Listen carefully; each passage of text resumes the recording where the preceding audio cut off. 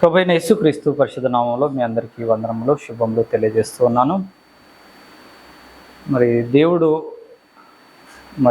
మొదటిసారిగా ఈ సురారం కాలనీ ప్రాంతంలో మన సహవాసంలో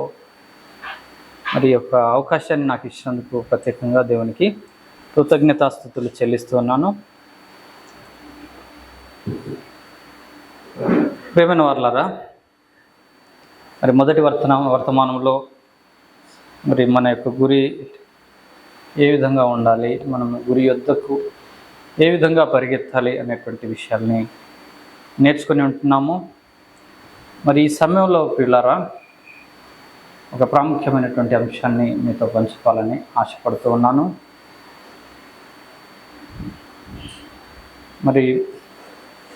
బైబిల్లో నాకు కొన్ని ప్రశ్నలు నేను వేసుకున్నాను. కొంతమంది జీవితాలలో మార్పు అంటే వాళ్ళు యేసు ప్రభు పరిచయం కాకముందు వారి జీవితం ఏ విధంగా ఉండేది, ఆ తర్వాత వారి యొక్క జీవితము ఏ విధంగా మార్చబడింది అనేటువంటి విషయాలలో కొన్ని నేను రాసుకున్నప్పుడు ఒక ప్రత్యేకమైనటువంటి ఒక సందర్భము నా దృష్టిని ఆకర్షించింది. అందులో కొన్ని విషయాలు ఏంటంటే, మనకు విశ్వాసులకు తండ్రిగా అబ్రహాము గారు పిలువబడ్డారు.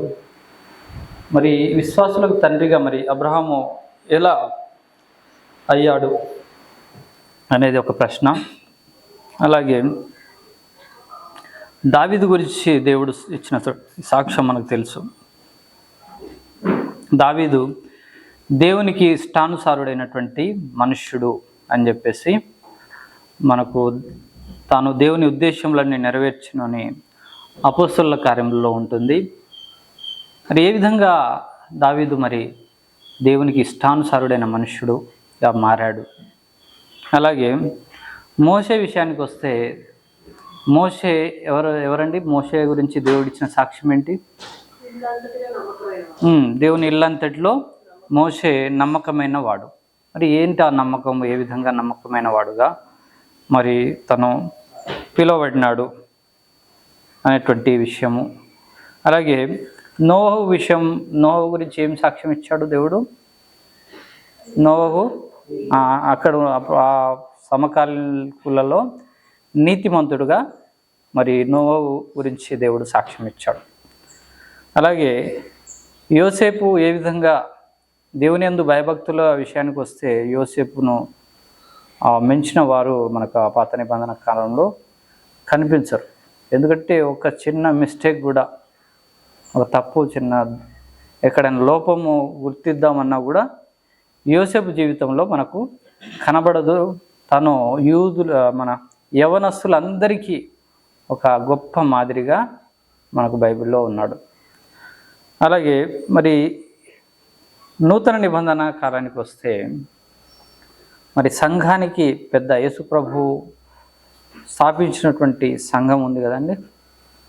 ఆ సంఘానికి పెద్దగా ఎవరిని యేసు ప్రభుల వారు నియమించారు? యేసు ప్రభు తర్వాత పేతురును ఉద్దేశించి, ఈ బండ మీద నా సంఘమును కట్టుదును అన్నాడు. పేతురు యొక్క జీవితం, అసలు ముందు పేతురు యొక్క పేరేంటండి? సీమోను పేతురుగా మార్చబడ్డాడు. ఈ సీమోను పేతురుగా ఎలా మారాడు? పేతురుకే ఇంకొక పేరు ఉంటుంది, కేఫా అనేటువంటి పేరు ఉంటుంది. ఈయన యొక్క పేరుకు అర్థం ఏంటంటే బండ కదా. బండరాయి. ఏంటి ఈ బండరాయి? ఈ సీమోను పేతురుగా ఏ విధంగా మారాడు? పేతురుకు ఉన్నటువంటి ప్రాముఖ్యత ఏంది? తన యొక్క పరిచయం యేసుక్రీస్తు ప్రభువుల వారికి ఏ విధంగా పరిచయం అయ్యాడు? ఎక్కడి వరకు తన యొక్క ఆ సువార్త ప్రయాణాన్ని, తన పోరాటాన్ని కొనసాగించాడు అనేటువంటి విషయాన్ని తెలుసుకునేటువంటి ప్రయత్నంలో భాగంగా ముందుగా లూకా సువార్త 5వ అధ్యాయము లూకా సువార్త 5వ అధ్యాయము. ఇక్కడ మనము చూసినట్లయితే పేతురు యొక్క వృత్తి ఏంటి? చేపలు పట్టేటువంటి వాడు, జాలరి. తను చేపలు పడుతున్నటువంటి సందర్భంలో యేసు ప్రభు తనకి పరిచయం అయ్యాడు. మరి 1వ వచనం నుంచి మనము 11వ వచనం వరకు మీరు ధ్యానించినట్లయితే ఇక్కడ ముఖ్యంగా 3వ వచనం నుంచి చదివే ప్రయత్నం చేద్దాము. లూకా సువార్త 5వ అధ్యాయము 3వ వచనము. ఆయన ఆ దోణెలలో సీమోనుదైన ఒక దోణె ఎక్కి, ఇక్కడ ఆయన అంటే ఎవరంటే యేసు ప్రభుల వారు, దరి నుండి కొంచెం త్రోయమని అతన్ని అడిగి కూర్చుండి దోణిలో నుండి జనసమూహములకు బోధించుచుండెను. ఆయన బోధించుట చాలించిన తర్వాత, నీవు దోణెను లోతునకు నడిపించి చేపలు పట్టుటకు మీ వలలు వేయుడని సీమోనుతో చెప్పగా, ఇక్కడ యేసు ప్రభుల వారు ఏం చేశారు? దోణెను కొంచెం లోపలికి త్రోయమని చెప్పేసి అక్కడ జనసమూహాలకు బోధించాడు. బోధించడం అయిపోయిన తర్వాత మీరు నెక్స్ట్ వాళ్ళ వర్షంలోకి వెళ్తున్నాడు. ఆయన పని, యేసు ప్రభు యొక్క పని ఏంటి? ఉన్న 33.5 సంవత్సరాల కాలం జీవించినప్పటికీ యేసు ప్రభుకు ఉన్నటువంటి సమయం 3.5 సంవత్సరాలు మాత్రమే. 30 ఏట ప్రారంభించినటువంటి తన యొక్క పరిచర్య 3.5 సంవత్సరాలలో దేవుడు ఇచ్చినటువంటి పనిని ముగించాలి. సో ఆయనకు ఉన్న సమయం చాలా తక్కువ. 3.5 సంవత్సరాలు అంటే ఒక బాబు 5 సంవత్సరాలు వచ్చే వరకు కూడా మనము వాళ్ళకి అంటే కొన్ని చాలా విషయాలు తెలియదు పిల్లలకి. అంటే అంత సమయం 5 సంవత్సరాలు కూడా ఇవ్వబడలేదు, 3.5 సంవత్సరాలే ఇవ్వబడ్డాయి. ఆ 3.5 సంవత్సరాల్లో ఆయన ఫాస్ట్గా చెప్పేసి వెళ్ళిపోవాలి. ఎక్కడ కూడా ఎవరు మీ పరిస్థితి ఏంది, మీరు ఎలా ఉన్నారు, మీరు ఏ వృత్తి చేస్తున్నారు, ఇవన్నీ పట్టించుకునేంత సమయము లేదు అక్కడ. కానీ బోధించడం అయిపోయిన తర్వాత వాళ్ళ వర్షంలోకి వెళ్తున్నాడు. అంటే వాళ్ళు ఏదైతే వృత్తి చేస్తున్నారో ఆ వృత్తిలోకి వెళ్ళి ఏ విధంగా మరి ఇలాంటి వ్యక్తులను మరి తన వైపుగా ఆకర్షించాడో మనము చాలా సందర్భాల్లో చూడగలము. అయితే ఇక్కడ చేపలు పట్టడానికి మీ వలలు వేయడని సీమోనుతో చెప్పగా, అది ఒక చాలా ప్రత్యేకమైనటువంటి సందర్భం. ఎందుకు? వాళ్ళకు చేపలు పట్టడం రాదా, వల ఎక్కడ వేయాలో తెలియదా అని తెలుసు. కానీ ఒక సందర్భాన్ని చాలా యుక్తిగా, జ్ఞానయుక్తంగా యేసుప్రభుల వారు వాడుకున్నారు. ఏమంటున్నాడు? మీ వల ఏంటి అన్నప్పుడు 5వ వచనంలో సీమోను ఏమంటాడంటే, సీమోను ఏలినవాడా, రాత్రి అంతయు మేము ప్రయాస పడితిమి కానీ మాకేమీ దొరకలేదు, అయినను నీ మాట చొప్పన వలలు వేత్తునని ఆయనతో చెప్పాను. ఇక్కడ ఒక విషయం గమనించండి. వలలు వేయమన్నాడు యేసుప్రభు. యేసుప్రభుకు తెలుసు వీళ్ళంతా రాత్రంతా కష్టపడ్డారు, ఏ విధమైనటువంటి చేపలు దొరకలేదు, తెలిసినా కూడా మీరు వలలు వేయండి అన్నాడు. మరి సీమోను అయినా సరే, మేము రాత్రంతా కష్టపడ్డాము, అయినా మాకేం దొరకలేదు, అయినా నీ మాట చొప్పున మేము వల వేస్తాము. ఎందుకు ఆయన మాట ఎందుకు వినాలి? ఎందుకంటే అంతకుముందు మరి యేసు ప్రభు చేసినటువంటి బోధ తను విన్నాడు కాబట్టి. అర్థమవుతుందా? ఇక్కడ బోధ తను విన్నాడు కాబట్టి ఆయన మాట మీద ఆయనకి నమ్మకం కలిగింది. కాబట్టి ఆయన ఇక్కడ ఏం దొరకలేదు, మేము ఎన్నో సంవత్సరాల నుంచి అనుభవము, మాకు ఎక్కడ చేపలు ఉంటాయి ఉండవు అనేది అనుభవం ఉంది, అయినా సరే నీ మాట చొప్పున మేము వేస్తామని చెప్పేసి ఆ రకంగా మళ్ళా వల వేసినప్పుడు ఎంతో విస్తారమైనటువంటి చేపలు వాళ్ళు పట్టినట్టుగా మనము గమనించగలం. ఆ వలలు కూడా పిగిలిపోయినాయి, కంట్రోల్, ఆ వలలు పట్టలేదన్న, సరిపోలేదు ఆ చేపల్ని పట్టడానికి. అది చూసిన తర్వాత ఆయనను ఏమన్నాడు? 10వ వచనము 9వ వచనం నుంచి చూద్దాం. ఏలయనగా వారు పట్టిన చేపల రాశికి అతడును అతనితో కూడానున్న వారందరూ విస్మయమొందిరి. అలాగున సీమోనుతో కూడా పాలివారైన జబదయి కుమారులకు యాకోబును యోహానును విస్మయమొందిరి. అందుకు యేసు, భయపడకుము, ఇప్పటి నుండి నీవు మనుషులను పట్టువాడవై ఉందువని సీమోనుతో చెప్పెను.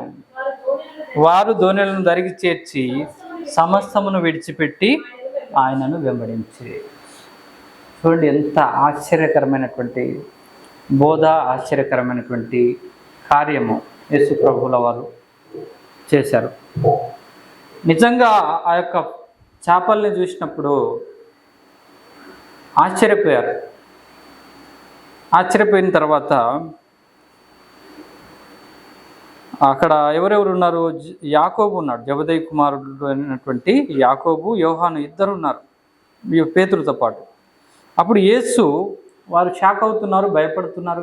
ఇతను మాటలైతే చెప్పాడు కానీ ఈ అద్భుతం ఏంటి అని భయపడి చేసినప్పుడు, భయపడకము, ఇప్పటి నుండి ఇన్ని రోజులు నువ్వు చేపలు పట్టావు, ఇప్పటి నుంచి నీవు మనుషులను పట్టువాడవై ఉండు అని సీమోనుతో చెప్పాను. మనుషులను పట్టేటువంటి బాధ్యత మరి సీమోను పేతురుకి అప్పచెప్పాడు.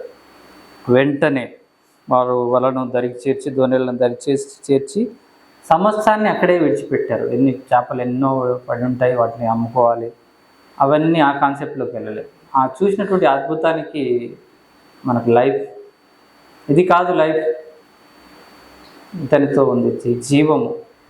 యేసు, నేనే మార్గమును, నేనే సత్యమును, నేనే జీవమును అని చెప్పేసి వదిలిపెట్టేసి, వాళ్ళకు ఉన్నటువంటి వృత్తిని వదిలిపెట్టేసి వచ్చేసారు. అలా చాలామంది సేవకుల్లో కూడా మనం చూస్తాం. దేవుడు వారికి సేవకు పిలిచినట్టుగా మరి ప్రభుత్వ ఉద్యోగాలని వదిలిపెట్టి, పెద్ద పెద్ద ఉద్యోగాలు వదిలిపెట్టి దేవుని సేవకు వచ్చిన వాళ్ళని కూడా నేను ఎంతోమందిని చూశాను. అంటే అది అంటే ఇది ఎందుకు చెప్తున్నానంటే, పేతురు యొక్క ప్రారంభ కాలంలో పరిస్థితి, తను యేసు ప్రభువుకు పరిచయం అవుతున్నటువంటి మొదటి సందర్భం. సో అక్కడ ఏంటి, ఇక్కడ ఎవరు 8వ వచనంలో అంటాడు, నేను పాపాత్ముడను. యేసు మోకాళ్ళ ఎదుట సాగిలపడి, ప్రభువా నన్ను విడిచిపోము, నేను పాపాత్ముడనని చెప్పాను. సో తను ఒక పాపాత్ముడు, యేసు ప్రభువుకు పరిచయం కాకముందు ఒక పాపిగా ఉన్నటువంటి వ్యక్తి. నెక్స్ట్ మరి ఒక సందర్భంలోనికి వెళ్దాము. మత్తయి సువార్త. సో ఆ విధంగా మరి తనను వెంబడించినటువంటి పేతురు ఆ శిలువలో అప్పగింపబడేంత వరకు తనతో పాటే ఉన్నాడు. మరి అపోస్తలుడుగా పిలువబడ్డాడు. అపోస్తలులో మరి ప్రధానమైనటువంటి వ్యక్తిగా మరి యేసు ప్రభు మరి పేతురు గారు ఉన్నారు. మత్తయి సువార్త 26వ వచనం, 26వ అధ్యాయము 57, 58 వచనాలు. ఇక్కడ ఈ సందర్భం ఏంటంటే, మరి యేసు ప్రభువుల వారు చేసినటువంటి ప్రతి విధమైనటువంటి అద్భుతము, తను చేసినటువంటి పరిచర్య, ప్రతి విషయంలో తన వెన్నంటి ఉన్నటువంటి పేతురు ఒక బలహీన క్షణంలోనికి వెళ్ళిపోయినటువంటి ఒక పరిస్థితి, బలహీనత అని చెప్పుకోవచ్చు. 57వ వచనము, 58వ వచనము ఇక్కడ చూసి, యేసును పట్టుకున్న వారు ప్రధాన యాజకుడైన కయప యొద్దకు ఆయనను తీసుకొని పోగా, అక్కడ శాస్త్రులను పెద్దలను కూడి ఉండిరి. పేతురు ప్రధాన యాజకుని ఇంటి ముంగిట వరకు ఆయనను దూరం నుండి వెంబడించి లోపలికి పోయి, దీని అంతమేమవునో చూడవలెనని బంట్రౌతులతో కూడా కూర్చుండెను. ఇక్కడ యేసుప్రభు శిష్యులు ఎంతమంది అండి? 12 మంది కదా. యేసుప్రభుని పట్టుకున్నప్పుడు వాళ్ళంతా చెదిరిపోయారు, పారిపోయారు. కానీ పేతురు మాత్రము, ఆయన చెప్పాలంటే ధైర్యశాలి, ఒక మల్కు అనేటువంటి ఒక సైనికుని చెవి కత్తితో నరికేస్తాడు. అంతటి ధైర్యశాలి అయినటువంటి పేతురు ఆ తర్వాత తను భయపడలేదు. ఇప్పుడు ఆ మిగతా శిష్యులు చెదిరిపోయారు, కానీ పేతురు ఒక సైనికుని చెవి నరికినటువంటి వ్యక్తిగా ఉన్నప్పటికీ మనం నరికిన కాబట్టి ఎవరైనా మనల్ని కొడితే మనం గుర్తుపెట్టుకుంటామా లేదా? మర్చిపోతామా? మాట అంటేనే మర్చిపోము, కొడితే అసలే మర్చిపోము. మరి అలాంటి వ్యక్తి ఇది కయప అన్న వీళ్ళు ఉండేటువంటి ఆ యొక్క రాజా గృహం ఆ సంస్థానానికి వచ్చి అక్కడ కనబడితే ఆ సైనికుడు ఊరుకుంటాడా? లేదా అతనితో పాటు ఉన్నటువంటి సైనికులు ఊరుకుంటారా? అంటే వీడు ఇంతకుముందు 10-12 మంది ఉండే, ఇప్పుడు ఒక్కడే అని చెప్పేసి పట్టేసుకుంటారా లేదా? కానీ భయపడలేదు. కొంత ధైర్యశాలి, కొంత అని కాదు, చాలా ధైర్యశాలే. కానీ తను ఏంటంటే యేసు ప్రభువును వెంబడించడం మానలేదు. మరి ఏ విధంగా యేసు ప్రభువుకు ఏ విధంగా తీర్పు తీర్చబడుతుంది, ఏం జరగబోతుంది చూద్దాము అని చెప్పేసి తనతో పాటు వెంబడించినటువంటి ఎంతోమంది ఉండొచ్చు అక్కడ. ఆ గుంపులో ఉన్నాడు. ఉన్నటువంటి తనని ఒక అమ్మాయి స్నేహితుడు 69వ వచనం 69 నుంచి 75 వరకు చూసినట్లయితే, పేతురు వెలుపటి ముంగిట కూర్చుండి ఉండగా ఒక చిన్నది అతని వద్దకు వచ్చి, నీవును గలిలయుడగు యేసుతో కూడా ఉంటివి కదా అనేను. ఒక చిన్న అమ్మాయి వచ్చి గుర్తుపట్టేసింది.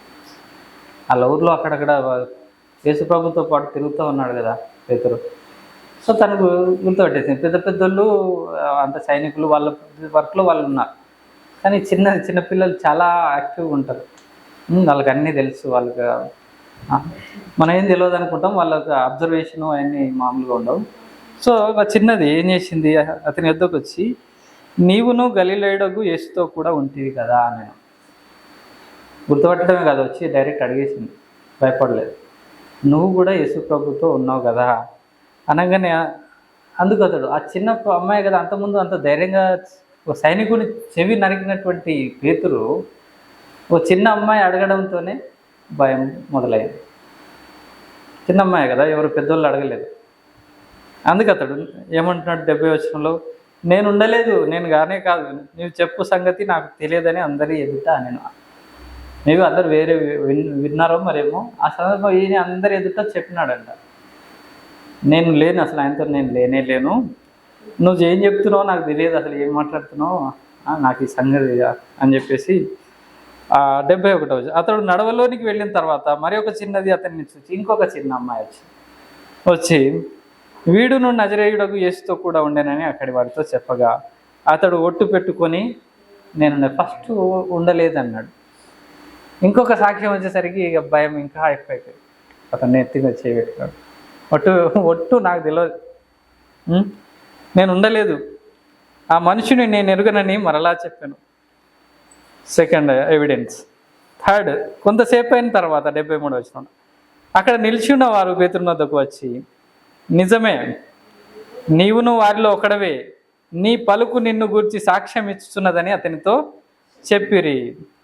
ఏమైంది, చిన్న ఒక అమ్మాయి పోయి ఇంకొక అమ్మాయి వచ్చింది, ఇద్దరు పోయి అట్లా ఆ నోట ఈ నోట అందరి దృష్టికి వెళ్ళిపోయింది. అప్పుడు వారు అందరూ వచ్చారు, అక్కడ నిలిచి ఉన్న వాళ్ళు, అక్కడ ఉన్న వాళ్ళంతా కూడా నిజమే, నీవు వాళ్ళలో ఒక్కనివి కదా, నువ్వు మాట్లాడేటువంటి మాటను చూస్తేనే తెలిసిపోతుంది అని చెప్పగానే ఇక ఎక్కడ లేని భయం వచ్చేసింది.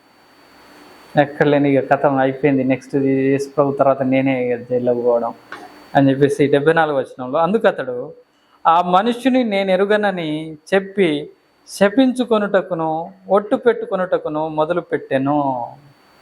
అతను ఇక ఎట్లాగైనా తప్పించుకోవాలనుకున్నాడు. ఎవిడెన్స్ బలంగా ఉంది, స్ట్రాంగ్ ఎవిడెన్స్ ఉంది, నేను ఎస్కేప్ అయిపోవాలి, ఏం చేయాలా, ఇప్పటికిప్పుడు బయట పడితే చాలనుకున్నాడు, తర్వాత సంగతి తర్వాత చూసుకుందాం అనుకున్నాడు. తనని తానే చెప్పించుకున్నాడు, యేసు ప్రభుని చెప్పించట్లేదు. యేసు ప్రభు అంటే ఆయన యేసు ప్రభుని శపించట్లేదు, కానీ తనను తానే చెప్పించుకుంటాడు. నేనే కనుక యేసు ప్రభు వెంబడి ఉంటే నేను నాశనం అయిపోతా అంటే ఆ రకంగా అన్నట్టు చెప్పించుకుంటున్నాడు, ఒట్లు పెట్టుకుంటున్నాడు, రకరకాలుగా ఎన్నో రకాలుగా ప్రయత్నం చేసినా వాళ్ళేం చివరికి ఏం పట్టుకోలేదు, పేతుర్ని ఏం పట్టుకోలేదు. కానీ ఏం జరిగింది అక్కడ, ఎక్కడది, వెంటనే 74 చివరిలో, వెంటనే కోడి కూసెను, 75 కనుక కోడి కూయక మునుపు నీవు నన్నెరుగనని ముమ్మారు చెప్పెదవని యేసు తనతో అతని అనిన మాట పేతురు జ్ఞాపకము తెచ్చుకొని వెలుపలికి పోయి సంతాపపడి ఏడ్చెను. అంతకుముందు నాకేమన్నా అయితే నాతో ఉంటావా పేతురు అని ఒక సందర్భంలో యేసుప్రభు అడుగుతాడు. ఎవ్వరు ఎటుపోయినా నేను మాత్రం నిన్ను వదిలిపెట్టేది ప్రసక్తే లేదు ప్రభు అన్నాడు. నువ్వు అంటున్నావు ఇప్పుడు స్ట్రాంగ్గా బాగానే చెప్తున్నావు, కానీ ఒక టైం వస్తుంది. ఆ టైం వచ్చినప్పుడు కోడి కూయక ముందు 3 సార్లు నేను తెలియదు, మూడు అయిపోయినాయి కదా. ఒక అమ్మాయి వచ్చింది, ఇంకొక అమ్మాయి వచ్చింది, వేరే అక్కడ ఉన్న వాళ్ళంతా అడిగారు. అయిపోయినాయి 3 సందర్భాలు. 3 సార్లు బొంకేశాడు. ఆ తర్వాత కోడి కూస్తే కానీ అది అప్పుడు యేసుప్రభు చెప్పినటువంటి ఆ సందర్భము గుర్తుకు రాలేదు. సో ఇది పేతురు గురించినటువంటి రెండవ సాక్ష్యం. మొదటగా ఏంది, తను పాపిగా ఉన్నాడు, ఒక జాలరిగా ఉన్నటువంటి వ్యక్తిగా ఉన్నాడు.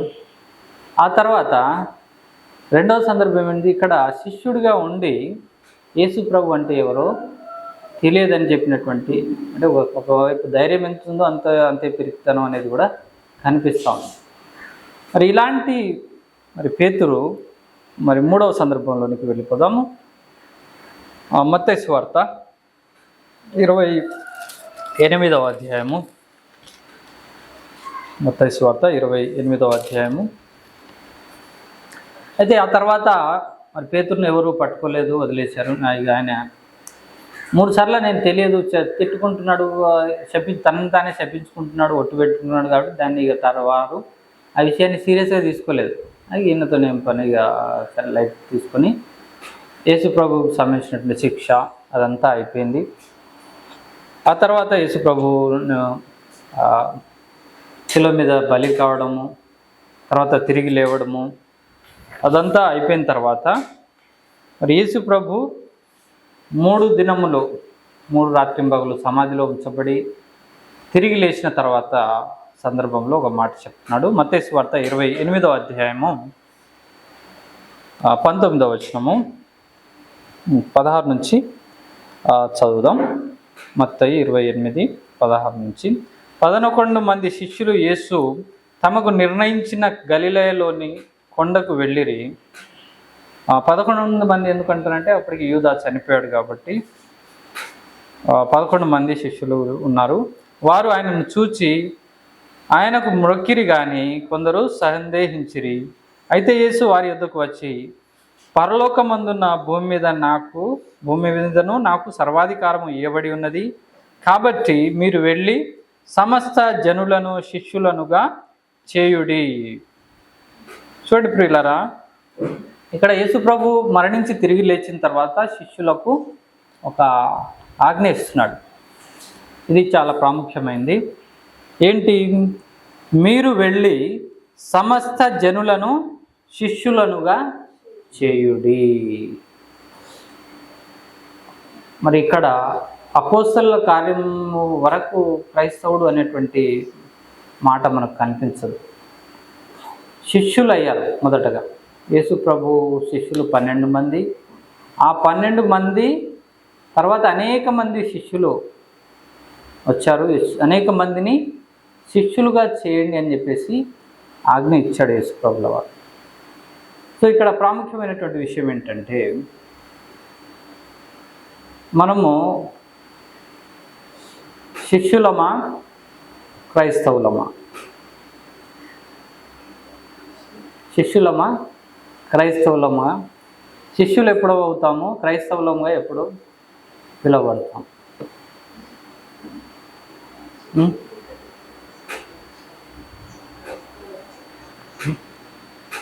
ఈ క్వశ్చన్ మీకు మరలా ఎప్పుడైనా డిస్కస్ చేస్తాను. మరొక సందర్భంలోనికి వెళ్ళిపోదాము.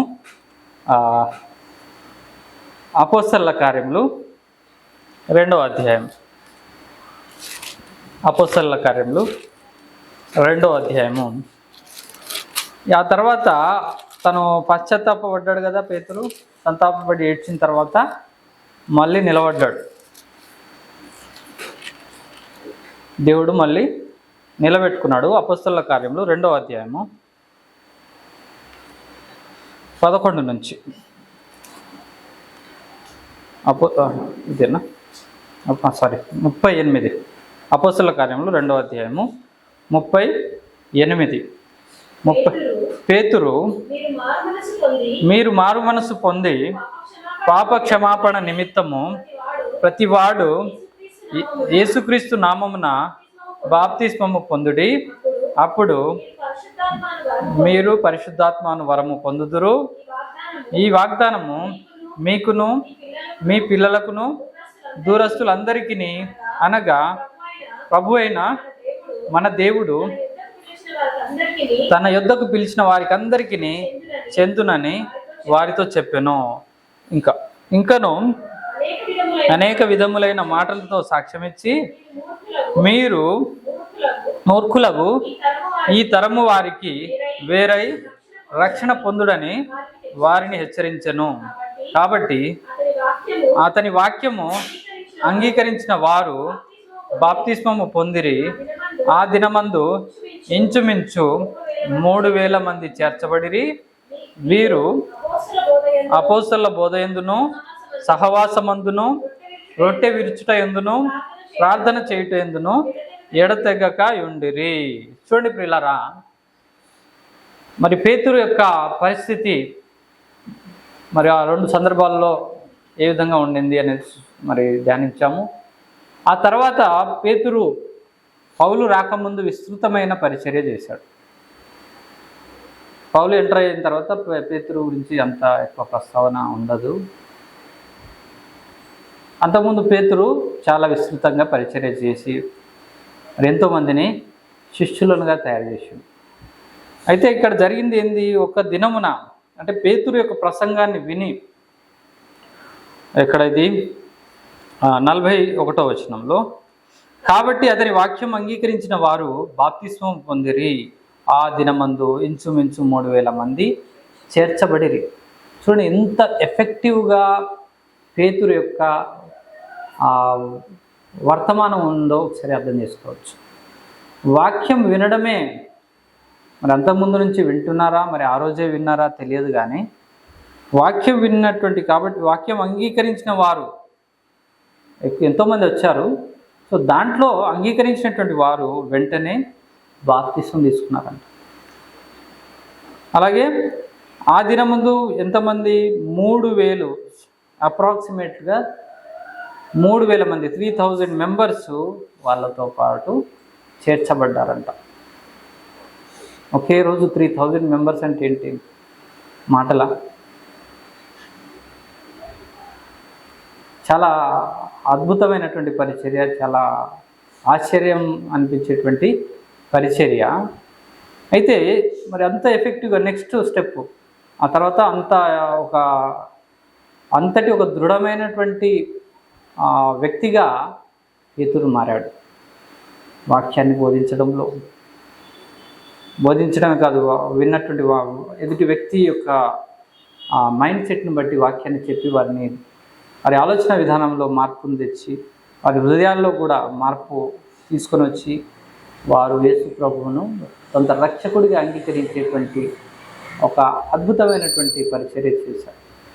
అయితే ఇక్కడ మనము ఒక సంఘంగా మనం నేర్చుకోవాల్సినటువంటి ఒక విషయం ఉంది. 42వ వచనంలో ఉంది, వీరు అపోస్తలుల బోధయందును సహవాసమందును రొట్టె విరుచుట ఎందును ప్రార్థన చేయుట ఎందును ఎడతెగక ఉండిరి.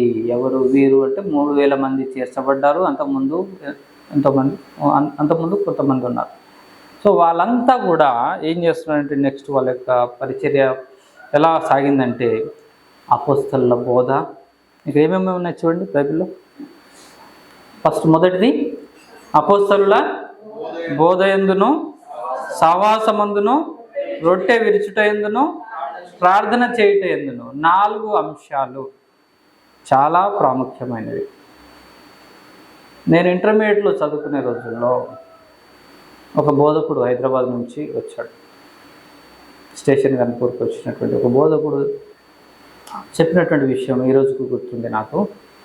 అప్పటికి నాకు బైబిల్లో పెద్దగా అవగాహన లేదు, కానీ సంఘము నిలబడాలంటే ఒక 4 స్తంభాలు ఉండాలి అని చెప్పేసి ఈ విషయం చెప్పాడు. ఏంటిది? ఫస్ట్ది బోధ. వాక్యము, సరైన వాక్యం ఉండాలి, సత్యవాక్యం ఉండాలి. నెక్స్ట్ రెండవది సహవాసము. సహవాసము సహవాసం ఏమంటారు? ఇంగ్లీష్లో ఏమంటారు? ఐడియా ఉందా? సహవాసం, fellowship. Yeah, correct, thank you. Fellowship అంటే మనమంతా ఇది మనంతా ఏంటి, దీన్ని ఏమంటాము? సహవాసం. సో మంచి సహవాసం ఉండాలి, మంచి వాక్యం ఉండాలి, మంచి సహవాసం ఉండాలి, మంచి ఫెలోషిప్. నెక్స్ట్ రొట్టె విరుచుట, రొట్టె విరిచేటువంటి కార్యక్రమం కూడా. అది ఎందుకు, దేనికి సాదృశ్యం? రొట్టె విరచడం అనేది యేసు ప్రభు యొక్క రక్తానికి, శరీరానికి సాదృశ్యం. మనం సంఘముగా అంటుకట్టబడటానికి మనం ఒకే గిన్నెలోనిది పానం చేయడానికి, ఒకే రొట్టెలోనిది అందరం ఆగస్టులో మనం అంతా సంఘానికి అవయవాలం కదా. సో కాబట్టి అది సాదృశ్యంగా రొట్టె విరచడము. నాలుగవది ప్రార్థన చేయటము. ఈ 4 ప్రాపర్గా ఉంటే సంఘం అనేది ఆటోమేటిక్గా కట్టబడుతుందండి. సంఘం కట్టబడటమే కాదు, డెవలప్ అవుతుంది, పరిచర్య ముందుకెళ్తుంది, ఎక్కడికైనా వెళ్ళిపోవచ్చు. మనం వాక్యం విస్తరిస్తుంది, పరిచర్య, మనం సువార్త ఎంతో చేయొచ్చు. కాబట్టి ఇది చాలా ప్రాముఖ్యమైనటువంటి విషయం. సో ఇది అక్కడ పేతురు ఉన్నటువంటి సందర్భంలో వారికి నేర్పించినటువంటి విషయం, వారు ప్రాక్టీస్లో పెట్టినటువంటి విషయం. సో ఇందులో ఈ 4 దేన్ని కూడా మనము నెగ్లెక్ట్ చేయడం అవసరం లేదు. సో కొంతమంది నెలకు ఒకసారి రొట్టె తీసుకుంటున్నారు, కొంతమంది ప్రతి వారం తీసుకుంటారు. సో దాని విషయంలో కూడా మనం కొంత క్లారిటీ అనేది అవసరమని నేను అనుకుంటున్నాను. ఎందుకంటే అక్కడ కూడా మనం మిస్టేక్ చేయకూడదు. ఏదైతే బైబిల్ చెప్పిందో ప్రతి దినము రొట్టె విరిచారని ఉంటుంది మరొక సందర్భంలో.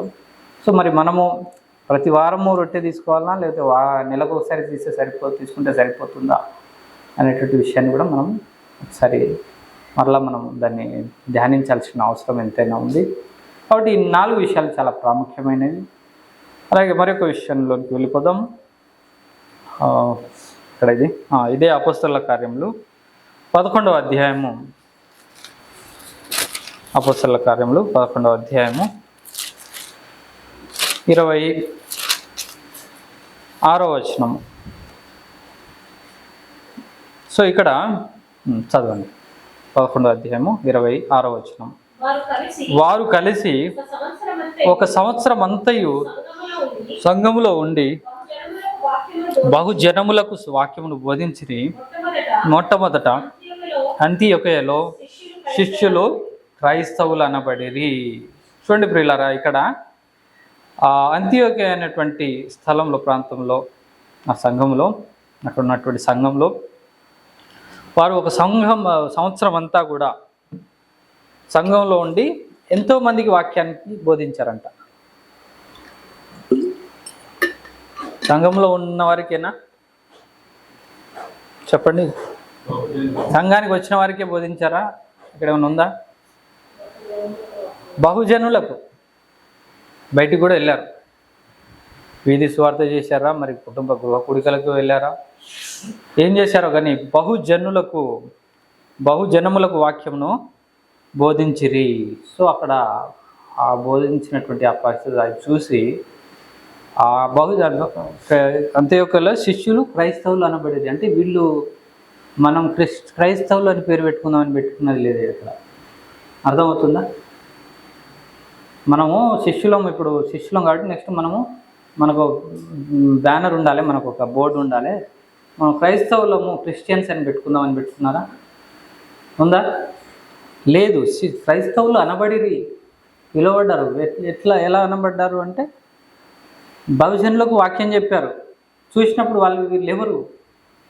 వీరు ఎవరిని అనుసరిస్తున్నారు, ఎవరిని ఫాలో అవుతున్నారు? ఎవరిని? క్రీస్తును ఫాలో అవుతున్నారు. సో వీళ్ళు ఎవరు? కాబట్టి వీరు క్రైస్తవులు. అంతేనా కదా? మనం ఏం చేస్తాం, చేసే వృత్తిని బట్టి పేరు పెట్టేస్తారు కదా, వీరు ఫలానా వృత్తి చేసేవాళ్ళు. వీళ్ళు కళ్ళు గీస్తారు కాబట్టి గౌన్లోళ్ళు, బట్టలు ఉతుకుతారు కాబట్టి చాకలోళ్ళు, కుండలు చేస్తారు కాబట్టి కుమ్మరోళ్ళు అనేది ఎట్లానో ఇక్కడ కూడా వీళ్ళు క్రీస్తును వెంబడిస్తారు కాబట్టి క్రైస్తవులు అని చెప్పేసి వారు పెట్టిన కదా, బయట వాళ్ళు పెట్టినటువంటి పేరు. కాబట్టి ప్రియమైన వాళ్ళరా, ఫస్ట్ శిష్యులంగా మనం మారాలి. శిష్యులంగా మనం శిష్యరికం చేస్తే యెషయా గ్రంథంలో ఉంటుంది, శిష్యునికి తగిన నోరు వినేటువంటి మనస్సు నాకు దయచేయని చెప్పేసి యెషయా గ్రంథంలో. సో మనం శిష్యులంగా మారిన తర్వాత మనల్ని క్రిస్టియన్ అని పిలుస్తారా, ఇంకే పేరు పెట్టి పిలుస్తారో పిలుచుకోనండి జనాలు. మనకు సర్టిఫికెట్లు ఇవన్నీ అది డిఫరెంట్, అది కాదు. మనం ఏ విధంగా ఏ పేరుతో మనము అన్ని జనుల్లో సమాజంలో పిలువబడుతున్నాం అనేది ప్రాముఖ్యమైనది. నెక్స్ట్ మరొక సందర్భంలోకి వెళ్ళిపోదాం. అపోస్తలుల కార్యములు 5వ అధ్యాయం అయిపోయింది కదా, 5:15.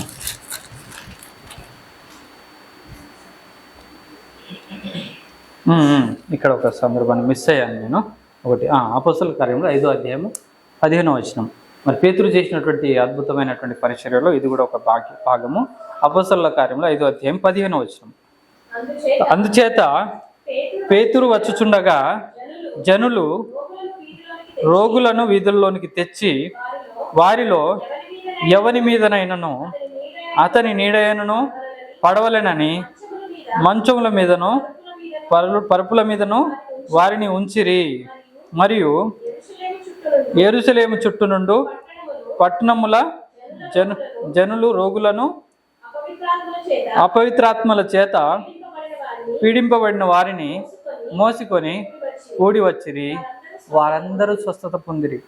చూడండి, ఇదొక ఇంకొక రకమైనటువంటి పరిచర్య. తన పరిచర్యలో భాగంగా పేతురు ఏం చేస్తున్నాడంటే, పేతురు వస్తున్నాడంటే చాలు జనాలు వీధుల్లో వారి యొక్క ఏం చేస్తున్నారు, వచ్చుచుండగా జనులు రోగులను వీధుల్లోనికి తెచ్చి వారిలో ఎవరి మీదనైనా అతని నీడ పడితే చాలు, ముట్టుకోవడంత అవసరం లేదు, ముట్టుకునేంత వరకు కాదు, కనీసం నీడ పడినా చాలు, అతని నీడైనను పడవలనని మంచముల మీదను పరుపుల మీదను వారిని ఉంచిరి. మరియు యెరూషలేము చుట్టూ నుండి పట్టణంలో జనులు రోగులను అపవిత్రాత్మల చేత పీడింపబడిన వారిని మోసుకొని కూడి వచ్చిరి. ఇక్కడ రోగులు బాగుపడ్డారు, అపవిత్రాత్మల చేత పీడింపబడిన వారు విడిపింపబడ్డారు, వారందరూ స్వస్థత పొందిరి. అంటే గొప్ప స్వస్థత వరం కలిగినటువంటి దైవజనుడుగా పేతురు ఆ కాలంలో పిలువబడ్డాడు. సో ఇదొక పేతురులో మనము ఒక అప్డేట్, అంటే తను ఏ విధంగా ఎదిగాడో, తన పరిచర్యలో తను ఒక విశ్వాసిగా శిష్యునిగా ఉన్నటువంటి తను ఒక సంఘాన్ని కట్టేటువంటి స్థాయికి ఎదిగాడంటే మామూలు విషయం కాదు. కాబట్టి అది మనము పేతురు నుంచి నేర్చుకోవాల్సినటువంటి విషయం.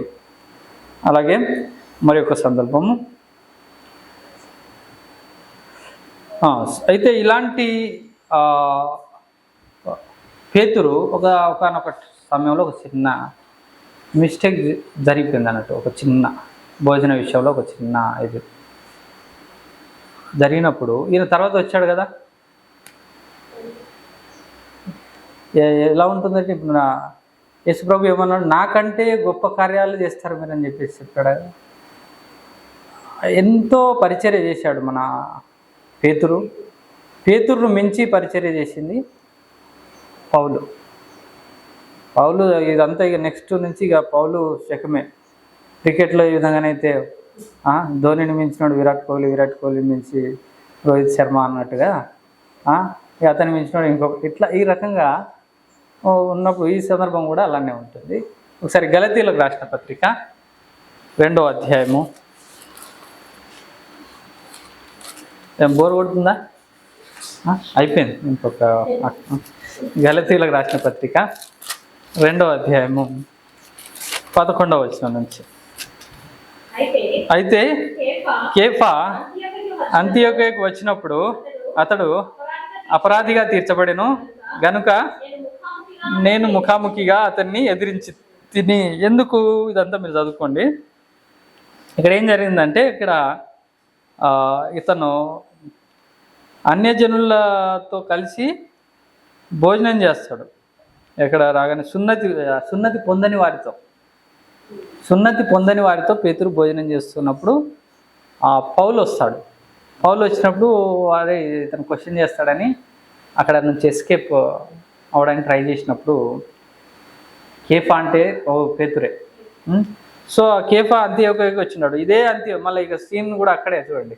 క్రైస్తవులుగా పిలువబడింది అక్కడనే. మరలా సున్నతి లేని వారితో భోజనం చేయాల్సిన పరిస్థితి మరి ఎందుకు వచ్చిందో తెలియదు. సో ఇక్కడ చూస్తే మనకు ఉంటుంది. కానీ అయితే అంత్యోకకి వచ్చినప్పుడు అతడు అపరాధిగా తీర్చబడినట్టు. అపరాధిగా అంటే నేరస్తుడు, ఒక ముద్దాయిలాగా ఉన్నాడు. ఎందుకు? నేను ముఖాముఖి అతన్ని ఎదిరించి తిని ఏలైనగా యాకోబు యుద్ధ నుండి అతడు అన్ని జనులతో భోజనం చేయించుండెను. కానీ వారు రాగానే సున్నతి పొందిన వారికి భయపడి వెనుక తీసి వేరైపోయాను, పక్కకు సరిపోయినట్ట. చేతులు అడుచుకున్నాడు, లేదా చేతులు దూర్చుకున్నాడు, మూతి దూర్చుకున్నాడు. ఇక ఎవరికి చూడలేదు అనుకున్నాడు, కానీ చూసేశారు. అక్కడ ఆ విషయంలో పౌలు గారు క్వశ్చన్ చేశారు. అంటే ఇక్కడ కొన్ని విషయాలు మనం మిస్టేక్స్ జరిగేటువంటి అవకాశం కొన్ని ఉంటాయి. మన నోటీస్ కొన్నిసార్లు మనము కావాలని చేయకపోతుండొచ్చు, కొన్నిసార్లు మనకు తెలియకుండానే మనం మిస్టేక్ అంటే తప్పు చేసేటువంటి పరిస్థితి రావచ్చు. అలాంటి పరిస్థితుల్లో మనము ఏమంటాడు, తప్పును కప్పుకొనక ఒప్పుకోవాలంట. ఇక్కడ వాక్యం ఉంటుంది. ఏది వాక్యం మన ఏదో ఉంటుంది, గుర్తుపట్టలేదు. సో మనము తప్పును కప్పుకొనక ఒప్పుకొని విడిచిపెట్టాలి. విడిచిపెట్టి మనం నేర్చుకుంటే, ఆ తప్పు నుంచి ఏదైనా నేర్చుకుంటేనే మనకు భవిష్యత్తు అనేది ఉంటుంది. కానీ మనము క్వశ్చన్ చేసే పరిస్థితి వస్తుంది కదా అని చెప్పేసి మనం ఎప్పుడు అనుకోకూడదు. వస్తుండొచ్చు. ఎందుకు? మన విశ్వాస జీవితం ఈ రోజుతో అయిపోలేదు. మనం బ్రతికున్నంత వరకు మనం అప్డేట్ అవుతూనే ఉండాలి. బ్రతికున్నంత వరకు కూడా కౌంట్లోకి వస్తుంది. ఐఎమ్ పర్ఫెక్ట్ అనడానికి ఎవరికి లేదు. నాకు బైబిల్ అంతా తెలుసు అని అనడానికి కూడా లేదు. నీకు ఎంత తెలుసో దాంట్లో నువ్వు ఏ విధంగా ఉన్నావు, ఎంత నమ్మకంగా ఉన్నావు, ఎంత నేర్చుకున్న దాంట్లో నువ్వు ఎంత నమ్మకంగా ఉన్నావు, నీ క్రియలు ఏ విధంగా ఉన్నాయి అనేది మనం చూసుకోవాలి. కాబట్టి ప్రియమైన వాళ్ళారా, చివరిగా ఒక విషయం చూసుకొని ముగించుకుందాము. కొలస్సీలకు రాసిన పత్రిక 1వ అధ్యాయము 24వ వచనం. కొలస్సీ 1వ అధ్యాయము 24వ వచనం.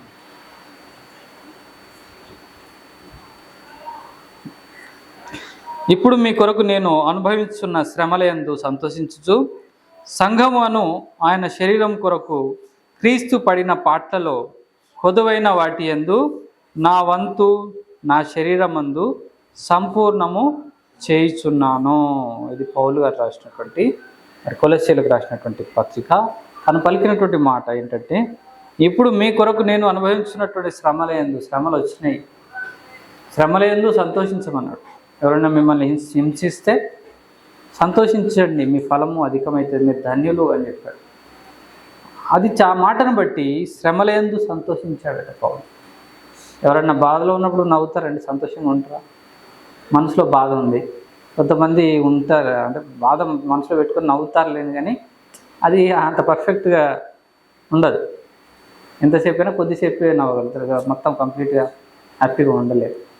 కవర్ చేయడం అనేది అంత ఈజీ విషయం ఏం కాదు. కానీ ఇక్కడ పౌలు గారు వాక్యాన్ని తన యొక్క నరనరాన నింపుకున్నటువంటి వ్యక్తి కాబట్టి తను శ్రమల్లో సంతోషించడం నేర్చుకొని, ముఖ్యమైనది సంఘమును ఆయన శరీరం కొరకు క్రీస్తు పడిన పాటలలో పొదువైన వాటి యందు నా వంతు నా శరీరమందు సంపూర్ణము చేస్తున్నాను. క్రీస్తు కష్టపడ్డాడు, కానీ క్రీస్తుకు ఇవ్వబడినటువంటి సమయము కొద్ది సమయమే, 3.5 సంవత్సరాలు మాత్రమే. కానీ ఆ తర్వాత పేతురు కష్టపడ్డాడు, తర్వాత పౌలు కష్టపడ్డాడు, ఆ తర్వాత మిగతా శిష్యులు కష్టపడ్డారు, మిగతా అపోస్తలులు, ఇప్పటి వరకు ఎంతోమంది సేవకులు కష్టపడుతున్నారు. దేనికోసము? సంఘం అనేటువంటి ఆయన శరీరము కొరకు. ఆ యొక్క శ్రమలు ఆ సంఘాన్ని నిర్మించడంలో మిగిలిన సంపూర్ణత రావాలి. నా శరీరం మందు సంపూర్ణం చేయించున్నాను. మనం కూడా ఇంకా ఏదైతే కొదవగా ఉందో దాన్ని మనము లోటును పూడ్చడానికి మన వంతు ప్రయాసం మనం పడాలి, మన వంతు ప్రయత్నం మనం చేయాలి. నువ్వేం చేయగలవు? దేవుడు నీకు ఇచ్చినటువంటి తలాంత్ ఏంటి? దాన్ని నువ్వు వాడుకోగలుగుతున్నావా లేదా? నీ పాత్ర ఏంది అనేది ప్రతి ఒక్కరూ ఆలోచించుకోవాలి. కాబట్టి ప్రియమైన వాళ్ళారా, ఇక్కడ ప్రాముఖ్యంగా ఈరోజు సీమోను పేతురుగా ఏ విధంగా మార్చబడ్డాడు, ఈ పేతురు అనేటువంటి బండ మీద నా సంఘాన్ని కట్టుతానని చెప్పేసి ఒక దగ్గర ఉంటుంది. సో ఏ విధంగా తను ఒక మూలరాయిగా సంఘానికి ప్రధానమైనటువంటి రాయి బేస్మెంట్గా మరి ఏ విధంగా పేతురు ఉన్నాడు, ఆ పేతురు యొక్క జీవితాన్ని బట్టి మనం ఏం నేర్చుకోవాలి, సంఘములో సంఘ క్షేమాభివృద్ధి కొరకు, సంఘ అభివృద్ధి కొరకు మనము అలాగే క్రీస్తు అనేటువంటి సార్వత్రిక సంఘం యొక్క పరిపూర్ణత సంపూర్ణత కొరకు మన యొక్క పాత్ర ఏంటనేటువంటి విషయాన్ని ప్రతి ఒక్కరూ ఈ విషయాలను గ్రహించి మరలా ఒకసారి ధ్యానించి మనం చేయాల్సి దేవుడిచ్చేటువంటి ప్రేరేపణను బట్టి మనము ముందుకు వెళ్తూ మన పరిచర్య ముగించాలి. దేవుని నామానికి మన జీవితాలు మహిమకరంగా ఉండాలి. చివరిగా దేవుడు అనుగ్రహించేటువంటి ఆ యొక్క నిత్య జీవాన్ని మనలో ప్రతి ఒక్కరూ పొందుకోవాలని కోరుకుంటూ ఈ యొక్క మాటలు ముగిస్తున్నాను. Thank you.